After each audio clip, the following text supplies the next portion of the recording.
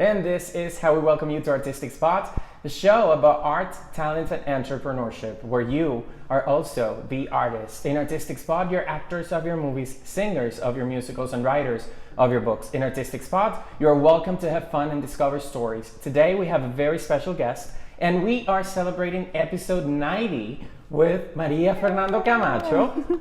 She's Venezuelan. She's a journalist and a business strategist. But I want Maria Fernanda to thank you first for joining us and celebrate our 90th episode of Artistic Spot. 90. For the past 3 years, we have discovered wonderful stories, and thank you for being part of ours. Thank you, Jose. I feel super grateful. I'm very honored to be here with you sharing this episode. Very happy. Thank you. We're so happy, and you're beautiful. Thank you. You're a Venezuelan woman, which is amazing. I love the introduction because I feel like the writing of my own book. I love that part. Yes, and we're all writers of our own books. Yes. It's true. And actors of our movies. For sure. And we sing our own musicals. So that's basically what we call life. And every day is like a new episode, just like a documentary or something like that. Exactly. That's true. And today you are the protagonist of the story. So as I said before, you're a business strategist, you are a journalist, and you have your own nonprofit organization, Well Educated America. But before we move forward and dig in depth on the information on what your story has been, how did you end up in Orlando? Tell us about that Maria that decided to pursue the American dream, to work for her dreams, and to fight for what she thought was right. Okay, so I'm gonna walk you through the whole journey. I was going to law school back in Venezuela, in my hometown. It was my third year. I was working already in the industry with lawyers. My dad have great lawyers friends, and I started working with them. I realized that things don't work in our country as they should. So I started getting frustrated. I felt super bad with what I was doing. I knew that when I graduated with a lawyer degree, I wasn't going to be able to do anything because of the political situation of the country. So I got frustrated, I was almost depressed, and I decided one day to talk to my parents and be like, this is not what I want to do anymore. At the moment, I didn't know what was next. I knew that I wanted to get into something. I have always loved communications and psychology. So those were like the three main things. And I was like, okay, let me just go for something in the communication file. But my parents, they have friends who have their kids living here, studying here, so they surprised me, they proposed me. They were like, listen, why are you gonna withdraw from school, keep studying here if the country is not getting anywhere better? So my mom presented me to come to the United States to study a language fair. I didn't speak English at all. Wow. Like I only knew a few words. You know when Americans, they told you, like the only things that I know is hola, ciao, Yes. like the basic things from high school. That was me, but in English. I only knew hi, bye, and the numbers, barely. So I spent a whole year studying the language at the University of Florida in the English Institute. And after that, I transferred to Santa Fe College, which is the college in Gainesville, Florida, like 2 hours away from here, from Orlando. I got my AA in journalism. Wow. At At that moment, I was very focused that I wanted to do journalism. I wanted to be in CNN. Like that was my main thing at 20 years old, 10 years ago. And when I graduated with that, I knew that I wanted to do something a little bit different in the communication file. I wanted to be a journalist, and I wanted to know how to write, how to communicate, but I wanted to be more abroad. And that's when I found Full Sail University, which is where I got my bachelor degree in media and communications. And the bachelor gave me this concept of more of media, PR, the journalism side, like it involved a lot. The digital media era, which we're moving, we're coming like from television and radio, now we have podcasts, we have different things emerging. So that's when I moved here in 2012 to Gainesville, and then in 2015 here to Orlando. I went through my bachelor at the school, and when I graduated, I have the opportunity, that's when we met, to work in the media here. Yes. Locally, I have my own radio show. I started working for the Orlando Times News, which at the moment was kind of like giving birth here in Orlando. I write for them, I did PR, social media, you know, like just a little bit, and I got myself involved in the community. After that, that year was amazing for my business side strategy. I'll tell you why, because I met so many international investors.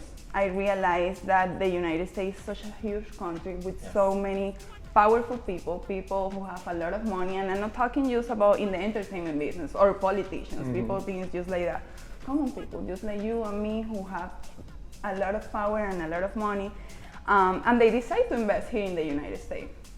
So when I was working in media, I met this kind of like a committee of international investors, and I started doing tasks for them that they needed to be executed here in the United States regarding communication. Some of them didn't speak English, so I was the key person to communicate between them and people that they needed to talk in Germany or even locally, you know what I mean? I knew how to move my way around with what they wanted to do.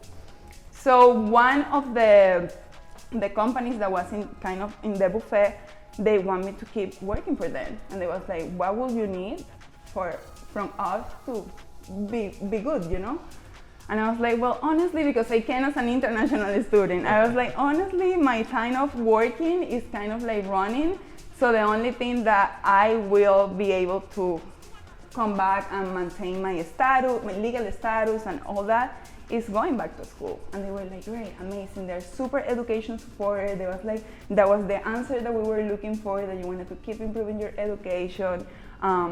Find what you want to do and we will pay for it. So I got my master's sponsored by that international company. They prepare me to keep working, not just to keep working for them, but for the broad part of the business side, which I appreciated. I always try to encourage people to look around for those opportunities because they are around the corner. Just talking to people or giving yourself, putting yourself over there. Kind of like what we were talking the other day, like you gotta tell people what you do and what is it that you need, because you don't know if someone is around, they can help you with it.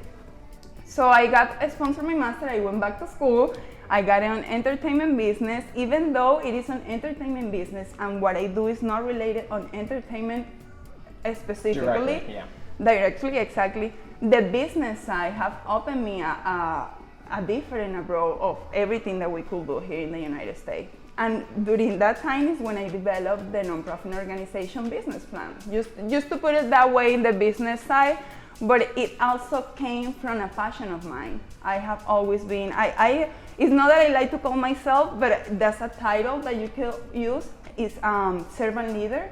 I think that I have many great leadership skills, but I like to approach them from a servant way, which is helping others, being an example for others and trying to bring others in whatever is it that you're gonna do. So that's when I found kind of like my God, the call within to be like, okay, I have been so fortunate since the beginning when my parents decided to support me to come here to study. They have been so supportive with me to, you know, get my education, always be prepared. And then I found these companies that actually wants to invest in my education as well. I was like, I have been so lucky, and I want more than share the experience, is try to help others and give them opportunity as well, or at least guide them. Because I'm a huge believer that everything that I have is not because it has been given to me, but I have grabbed it as well. You know, when someone gives you something, it's not just, oh, thank you, you gotta grab it. So I want people to know that they have opportunity. There is stuff there that they could use, but sometimes they don't know, they don't have the guidance, so yeah. That's amazing, and now you ended up with well-educated America. But if we go back to your beginnings as a student in the Media and Communications program at Folsom University, what's your passion about? What do you think the importance of storytelling is as a journalist? And how are you applying that storytelling as a business strategist? And at the same time, how are you applying that to this nonprofit organization? Storytelling is so important. It's a main thing in everything that we do. In fact, what we're doing now is storytelling. We're sharing each other. In this case, I'm sharing my history with you, but at the same time, you're having some insights with me. That's everything, because that's what connects us with people. And when I first decided that I wanted to do something more open in the communication file was because of that, because I wanted more than just report, I wanted to connect. So I wanted to communicate. I wanted to know how to do it with others and how to listen as well to others, because we get some skills that others might not develop in the communication file, but it's up to us to also relax and try to understand those that doesn't have those skills. So that's what taught me, like being able to communicate with others, you know, to have, and that develops a lot of things as empathy, respect, interest, even knowledge. Talking to others, we get so much knowledge, you know what I mean? Like they can tell you something totally different, and that's what I'm all about. I run away from people who they think they know it all.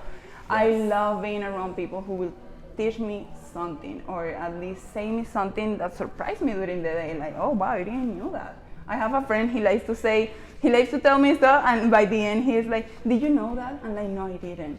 So that's amazing, you surprised me. But he likes to say it in a way like, did you know it? Like, you should know. And I know I didn't knew it. I'm super happy that you're telling me right now, because I didn't know, and that's the magic of it. We don't know it all, but we gotta know people that know different stuff. So in that way, we know a little bit of everything. So Maria Fernanda, what have you learned in a personal perspective from all these experiences that you have had working with all these wonderful people, investors, now with your nonprofit organization, telling stories in your radio show?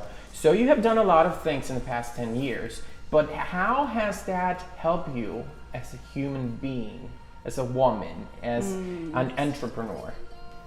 Immensely. Sometimes I run out of words, to be honest, because I'm like, I look back, and you don't have to look back. I mean, I have been living here for 10 years, and to put that's like a milestone. You know, milestones in life, like a lot happened in 10 years.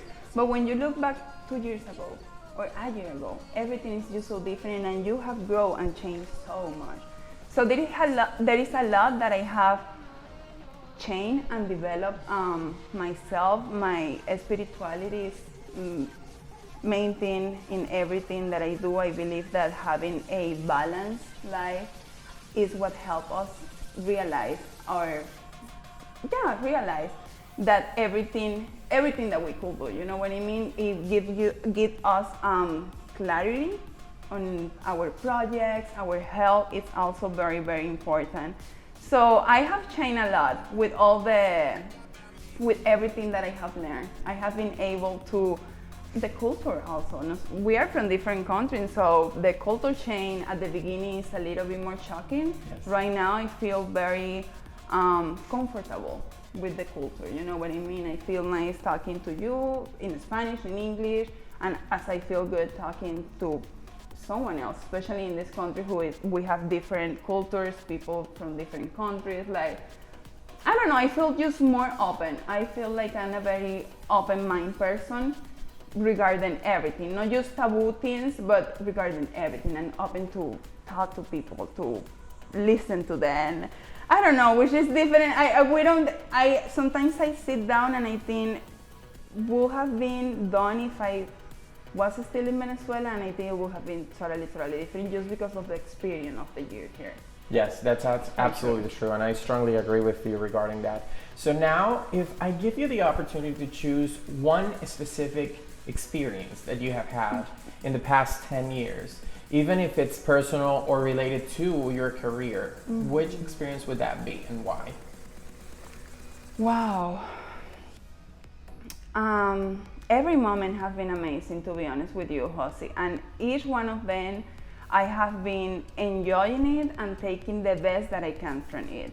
And if I look back, professionally, when I first graduated from college, to me was, wow, what an accomplishment. You know what I mean? Like, I didn't even thought that I could have done it. And after that, moving to university was another challenge. And then when you complete it, you're like, wow, I made it, I did it. I wasn't that confident at the beginning, but it happens.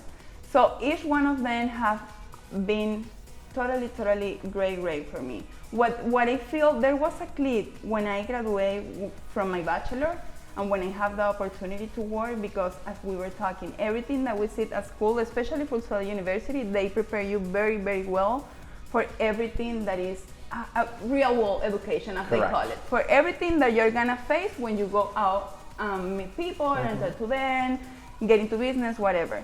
But for me, that year of personal practice and training professionally and personally was a click and made me realize everything that I could do. And if I was kind of like, I was a little bit scared, close to graduation, that year gave me that empowerment of being like, oh, okay, this is something that we could do, you know what I mean? Nothing to feel ashamed. I feel very, very lucky of the education, which I have realized that, especially here in America, and that's when well-educated America comes. A lot of people suffer from lack of education, you know what I mean? And it's not just going to school, as I tell people, like the school system, but the knowledge that you could get from it, you know what I mean, that will help you develop in all areas. A lot of have you listened to this that say education is what could get out of poverty? That's true. There was someone the other day that confronted me, and I was like, I get your point. He was like, how do you pretend that people go to college or to school if they're poor, they're gonna get more poor? Correct. Because it takes money to actually go to school, you know, to get a bachelor, to get a master. But there are also a lot of opportunities, there are a lot of scholarships. I got so many scholarships as an international student. So sometimes when I listen to people that they have some other opportunity, because I know it's for a fact, government opportunities, academy opportunities, they don't take advantage of it. Do you think they take it for granted? I think so, yes. Sometimes there is a lot here that sometimes people who have always lived in this environment and they have always seen a lot, they don't know they have that much. So they take it for granted. But we have seen maybe a little bit less, or we come with different necessities. We don't come here with a lot of money just to get our education, you know what I mean? We try to look for, oh, let me get a scholarship so I can get like 300 less, or let me get this, let me help that. We look for those opportunities, even though we have it a little bit harder. So, but this person, the main point was confronting me, because he was like, how do you promote people to go to college if they are in a poor situation? They're just gonna get poor. I was like, no, it's not just about the money. It's also the poor knowledge. You know what I mean? That's the way that I think that you can get out of poverty with education, because you expand your knowledge and that gives you opportunities to do stuff. So you basically agree with President Joe Biden's idea and plan to give the American people, and when I speak about the American people, I'm also talking about immigrants, because this is a country made from immigrants, and they have opened the arms open wide to people like us who have had dreams and goals and pursue our goals and make them happen. Do you agree with their plan of giving those people free education? I do agree with the plan. I do agree with the point that there should be limits. I don't know if you remember, but when the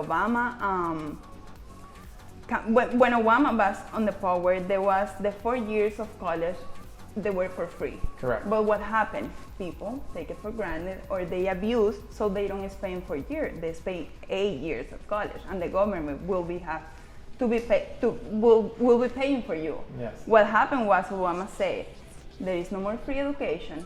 Whoever wants to go to college has to graduate in 4 years, which I believe is the way it should be. If you're giving me I got a scholarship, and the scholarship I have to give a 4.0 GPA, you know what I mean? Or A, B+. I couldn't go before that because you lose it. It's just that way. So for the American people, immigrants, Americans, whatever, there should be, I agree with Biden's plan, where there should be limits. Do it in this time, or this is just what we're gonna support. The student loans, and super pro student loans. People who get student loans to get improved in their education.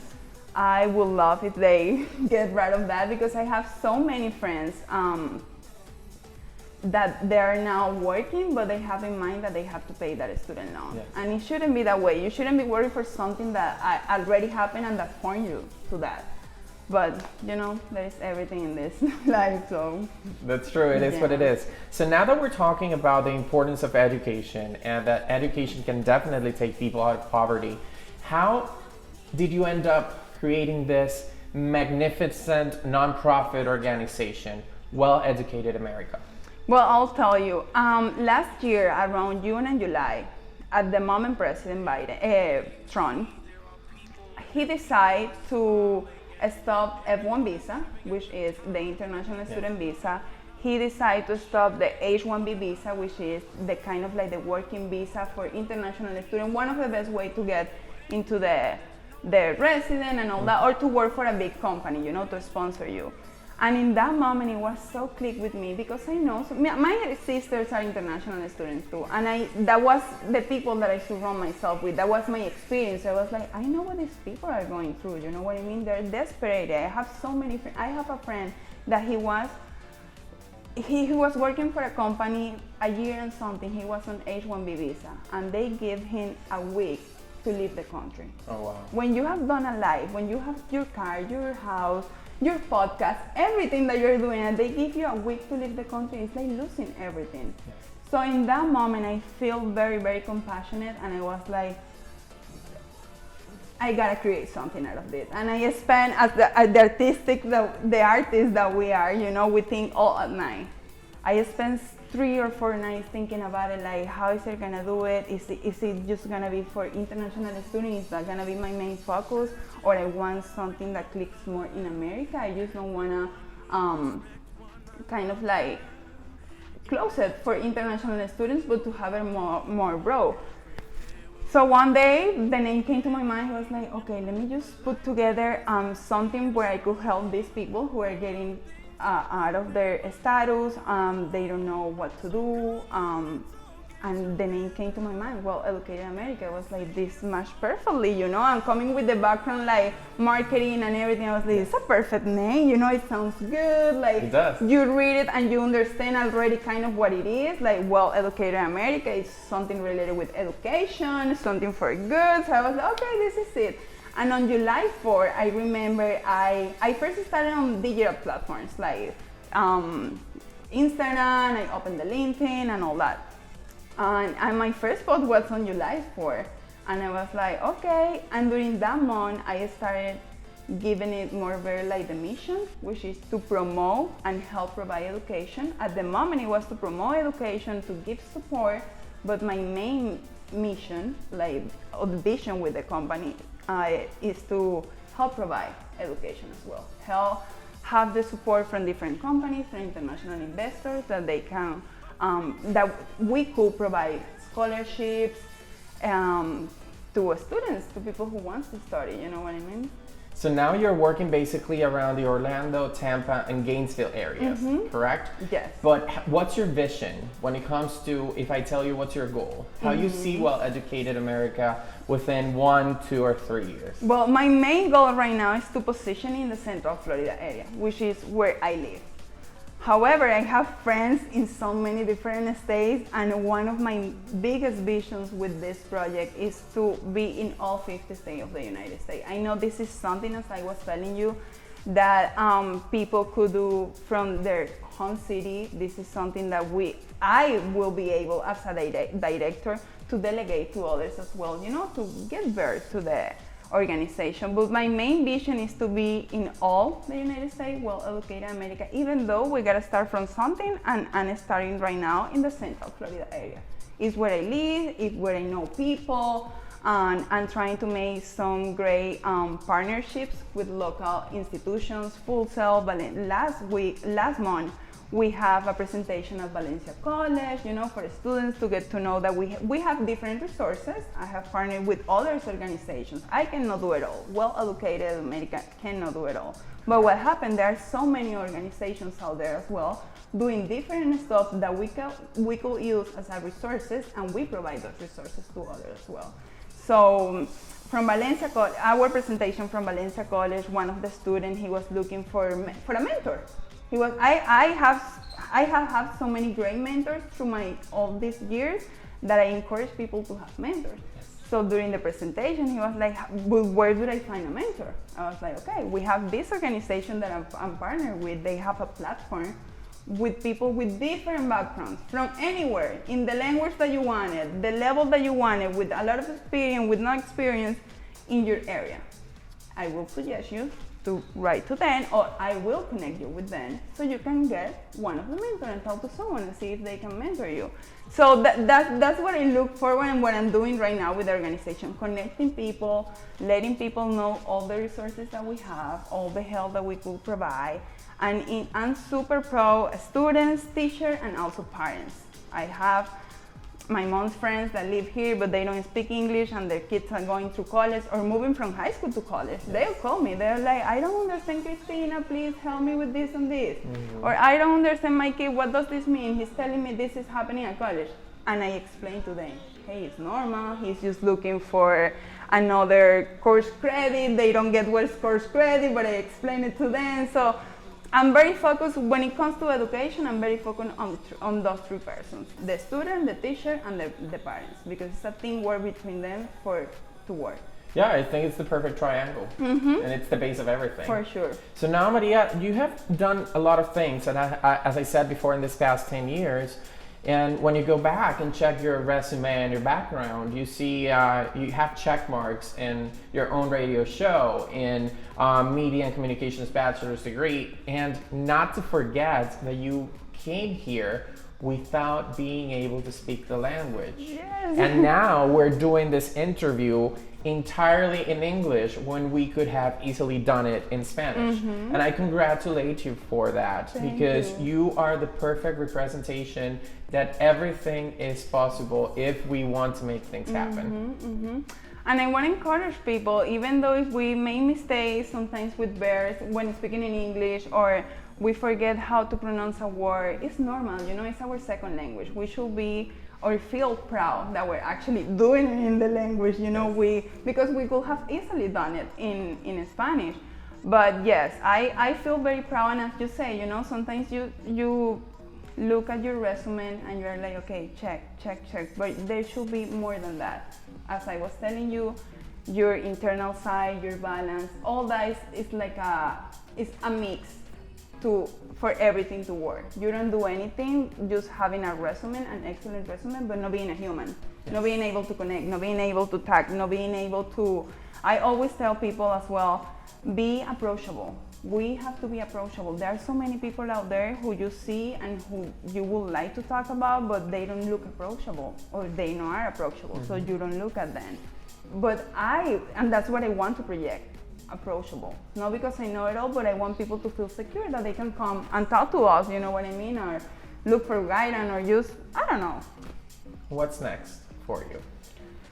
Well, the organization. I'm currently, for the company that I work for, I manage the communication part here in the United States. It is an international company, so it gives me the flexibility and the time to also work on my personal stuff, which are my articles. I keep writing sometimes I write for the Orlando Times News if there is something that I want to publish there, but most of them I'm doing it by myself on my LinkedIn, different blogs. I have been trying to position them with different newspapers as well around the United States, and the organization. Well Educated have all my focus right now.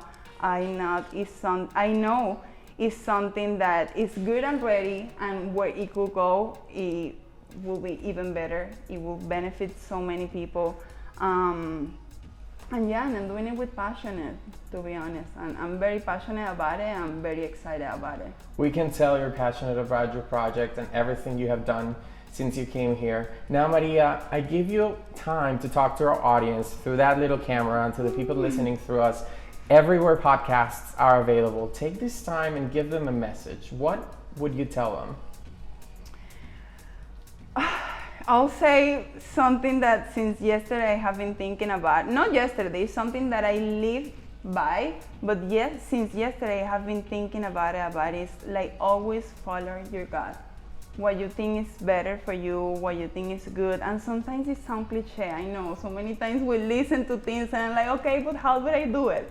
It's just thinking and believing in that thing inside of you that will make it possible. Always believing. And when you cannot, not believe it, but not find yourself around it, find people who can encourage you that you can do it. I also like that a lot. Not look for validation or approval, but look for people who also see, as you're telling me, I could see your passion. That empowers me to have more passion for what I'm doing. Yes. So sometimes it's good to hear it, to feel it. So yeah, you just follow that God and surround with good people who see your vision, and even though if they don't understand it, some of them will support it, some others not, but always follow that thing inside. And both comments are good. It's good the one who will support you, and it's also good the one who will confront you, who won't understand your point. Those two things are super valid. It's just about you to see how you take it from that and see what you can improve. Thank you, Maria, from the bottom of my heart. Thank you from the bottom of our heart in JJ Art and Design Productions and Artistic Spot for your time. Please, before we go, give us your social media. I know you also have a website, so people can follow you and discover what's next from Maria Fernanda Camacho as a journalist, as a woman, as an entrepreneur, as a beautiful lady, and also from Well-Educated America. For sure. On social media, I'm very active on LinkedIn, as you said, Maria Fernanda Camacho, and as well as Well-Educated America. LinkedIn, Instagram, Facebook, Twitter. We have the website welleducatedamerica.com. And yes, you can find us there. If you want to talk to us, there is a link on our Instagram where it will take you to join our newsletter and sending newsletter every month, so you can keep up with what's happening. Thank you once again for being part of our story, for celebrating our 90th episode with this magnificent story about you. Thank you. Thank you so much for joining us today in Artistic Spots. And for those of you, our audience, thank you for joining us. And remember to tune us back in next week in Artistic Spots, where you are also the artist. Yes.